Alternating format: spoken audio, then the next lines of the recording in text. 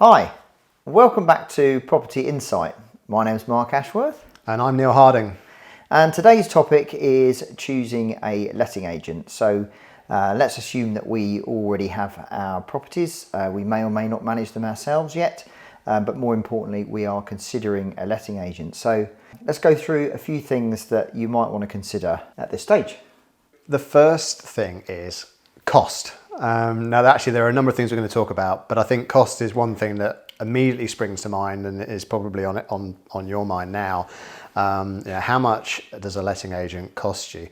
And I suppose within that, there are a couple of things. So there's the fully managed service that you can get from a letting agent, which will do everything, all the way from marketing the property to let, doing the viewings, and inventory, check-in, check-out of tenancies, and then once the tenant's in place, all of the management of repairs and maintenance, ongoing inspections to make sure the property is being maintained according to the tenancy agreement. So all of that, which is typically called the fully managed service, that's probably the most expensive option. And then the sort of smaller, reduced version of that, I think, is that people often go for is the tenant find option, which essentially takes you from marketing the property to let all the way through to getting your tenant in. Okay, so once the tenant's in place, then you would take control of the ongoing management. So the tenants would have your contact details. If anything were to go wrong, you'd have to provide the gas safety certificate, let's say annually, and you'd have to do the inspections yourself, right? Yeah, that's right. Okay. Yeah.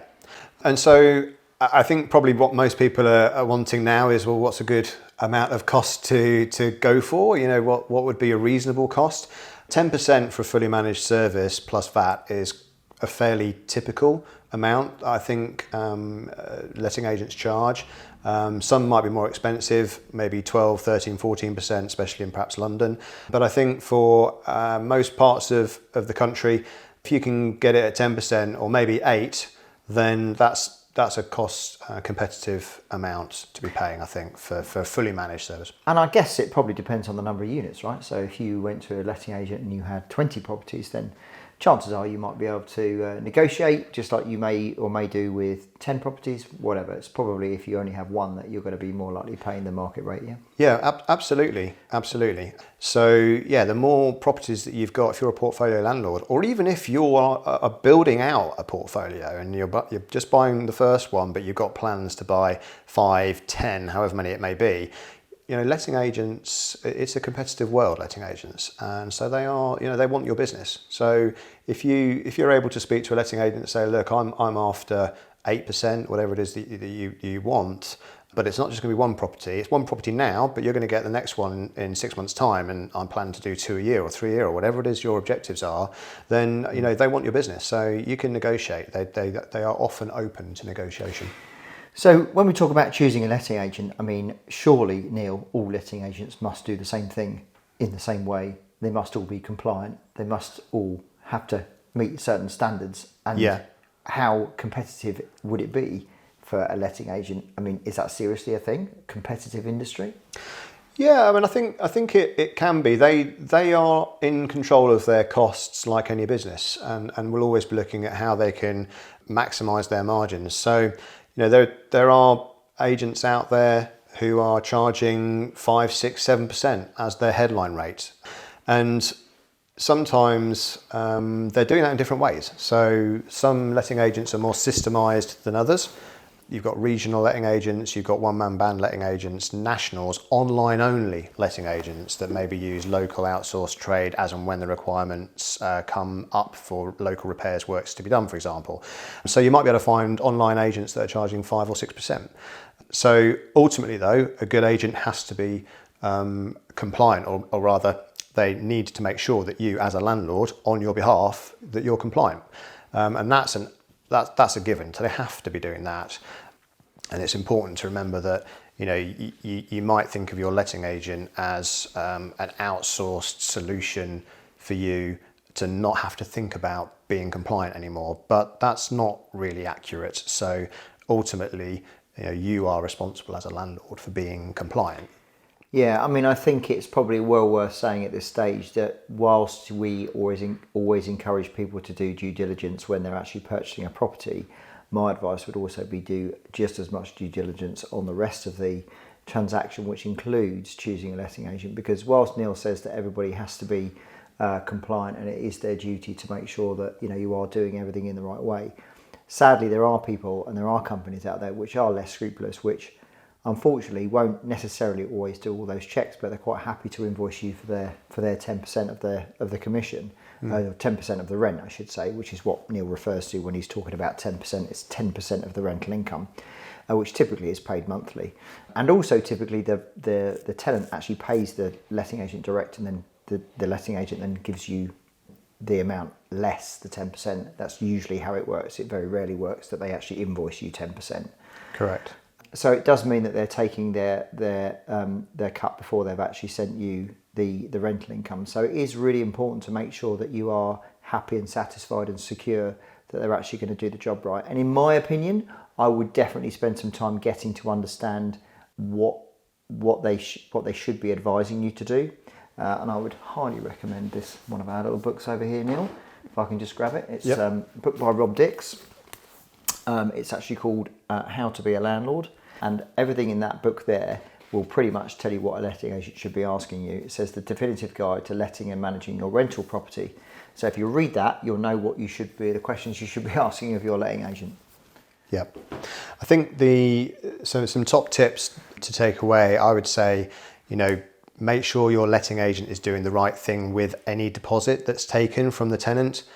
The tenant may or may not be giving a damage deposit. The rules now are that the damage deposit, not only can it be no more than 5 weeks worth of rent, but also if it is taken, then it really should be lodged with a recognised deposit protection scheme, such as the DPS. If that's not done, then there are consequences for the landlord of not doing so, such as the inability to issue a Section 21 notice. We'll talk about that some other time, but that would be about, how do you evict a tenant? Now, the point is, if the letting agent does not protect the tenant's deposit, then that ultimately is your issue as a property investor. It's going to be your fault. It might be that you're sort of pointing the finger at the letting agent and saying, well, they told me they did it, but they didn't. That's not going to wash if you end up speaking to someone in a court explaining what's happened. So, you are responsible for that, as you are responsible for making sure that all the other compliance points around the tenancy are complied with. So, for example, issuing right to rent or the rent guide.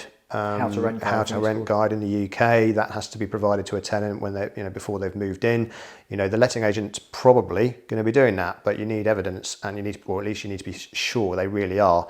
And sometimes you can get that from simply obtaining a copy of all the signed documentation when the tenant was checked in. So, for example, a copy of the AST agreement, the tenancy agreement, and also some letting agents will insist that the tenant signs to say that they have received the right to rent guide and various other documents that they have signed to confirm that the smoke alarm did work on the day they moved in, and all those things.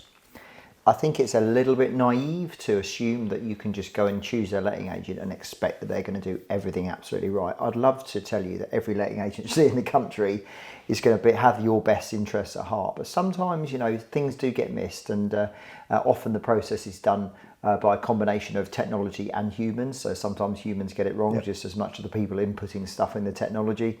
So I would strongly advise that you make sure that you just understand what is required of your letting agent and you as a responsible person to make sure that you've done everything in a compliant way. So knowing a bit of the stuff beforehand, I think probably I would say is really paramount, just to make sure that you understand the legislation around stuff. So moving on from the compliance stuff, what about other things like how do you think that you might build a relationship, or how does that come about, and would that be part of your reason for choosing a particular letting agent? Absolutely. So for me, yes, absolutely, it is a reason why. So I think it's important with all healthy relationships, productive relationships in your life, that there's an element of know, like, and trust. So, life's short. Why spend your time dealing with a letting agent who you don't know, like and trust, or certainly you want to be able to get along with them and have a healthy relationship with them. I use letting agents in my rentals business, and I've got a great relationship with them, and we're in regular communication. And I think from probably what you can already see from what we've been talking about, that there are various reasons why you're actually going to be talking to these guys fairly regularly. It's not just going to be a case of, right, well, here's the keys to the property, I'm paying you, now you sort it out. You know, you do want to be talking to them regularly. They're going to be asking you about repairs, whether or not it's appropriate to carry them out. They're going to be asking you what you want to do every time there's a 12-month annual rent review. They're going to be asking you what to do if a tenant moves out, how you want the property to be marketed for let. So there's all these touch points all the time. So you're going to be speaking to them regularly, and I think it makes sense to have a really good, healthy relationship with them. And just one other thing I want to just touch on here, Neil, and I know that you're an advocate of this. And would you recommend, rather than, let's say you had a particular area that you were buying in, and you had a number of properties, would you recommend just having one good letting agent to recommend all of that, all of those units, or do you think it might be a good idea to have more than one? Yeah, I actually prefer having more than one, Okay. and I do personally. And the reasons for that are that I think there are several reasons, but perhaps some of the key ones are, when you are first starting out, it's difficult to really get a sense of whether or not you have got a really good letting agent, because how do you compare that? So if you've got two or more, then you can start to get a really good feel for what one letting agent's doing that another one isn't. You start to understand yourself, you know, what good practice looks like. It might also be that in talking to one of your letting agents, they're advising you all the time on latest regulation changes and what the latest rules are for compliance, where the other one perhaps might not be. That not only helps you understand that there are some letting agents out there that are better than others, but it'll help educate you as well, which in turn helps educate your other letting agent. Another key point, I think, is just for future-proofing your business. You know, in a scenario where, let's say, I mean, it sounds quite catastrophic, but let's just say one of the letting agents goes bust overnight, for whatever reasons, it can happen, it's business. What would you do if all of your portfolio of, let's say, 5 properties, 10 properties, was managed by one letting agent, and then overnight that company didn't exist anymore and you had no warning signs of that whatsoever? With the situation that I'm in, should that sort of catastrophic scenario play out, I've got a different letting agent there ready waiting, where I could immediately within 24 hours say to them, I need you to take over all these properties. And I know that within 24 hours they'd take over the entire portfolio or all the other properties that I want them to, and the business continues to operate functionally. I mean, it is a business at the end of the day, so you have to think about those sorts of things. I think that's great advice. Let's just have a little chat about the different types of letting agent with regard to local and national. So I know in my town, we've got a couple of agencies which do lettings and they're estate agents, so they do selling and lettings. And they're companies which exist where they have branches all over the country. And there's others which are completely smaller and unique in terms of, just locally in that area. So one over the other, is there any advantages, do you think? Yeah, there are. I think the national letting agents and perhaps definitely the online letting agents, which perhaps they have fewer overheads, especially if they're an online only business. Typically the cost is going to be reduced. However, I don't think cost alone is the most important factor to consider here. I like to use local letting agents with local market knowledge for a few reasons. So one reason is, I think when it comes to considering the rent that a property can achieve, and don't forget, you're going to be speaking to the letting agent about that all the time. You can be speaking to the letting agent about that before you buy the property, so that you can confirm the numbers you've got in your deal stacker analysis. You can be talking about that when you're actively marketing a property to make sure it's still realistic.